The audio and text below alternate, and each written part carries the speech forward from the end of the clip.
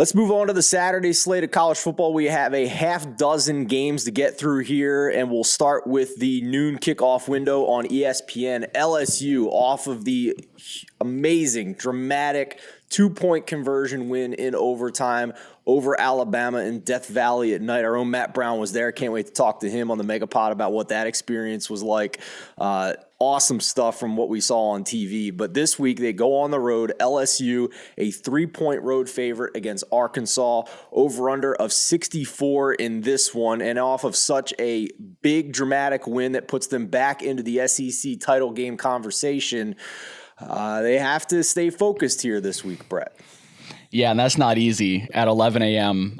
In Razorback Stadium. I've been to Razorback Stadium for an 11 a.m. kickoff.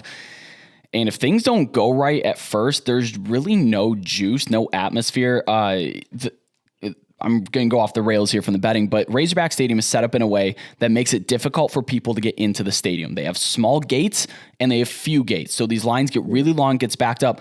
That means late arriving crowds. And that's actually seriously important for a team that needs to get on it off the bat.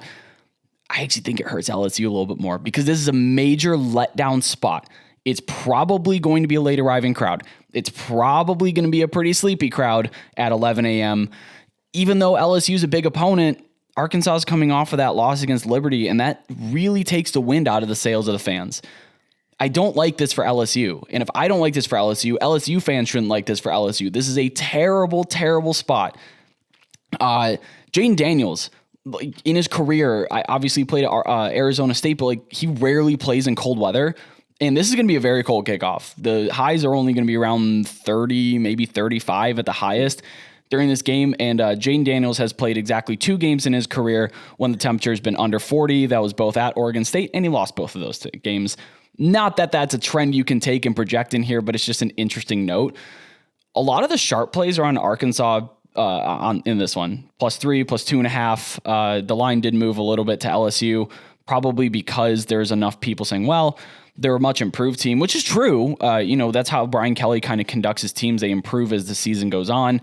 I hate this situationally. I wouldn't touch the side with a 40-foot pole, and I would not be surprised to, and you be careful with my words, see LSU lose.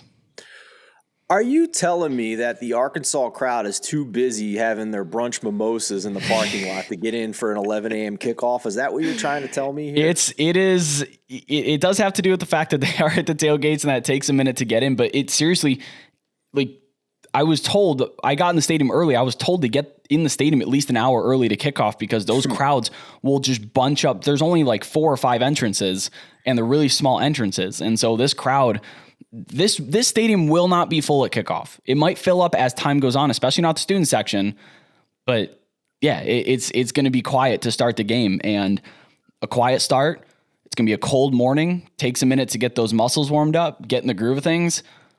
This could be one of those games where LSU lets Arkansas hang around. And I hate teams that let teams hang around. It's my number one. Do not let teams hang around, especially home teams. Bad, worse home teams. Do not let them hang around, because if you do, they're going to bite you at the end and you're going to lose games.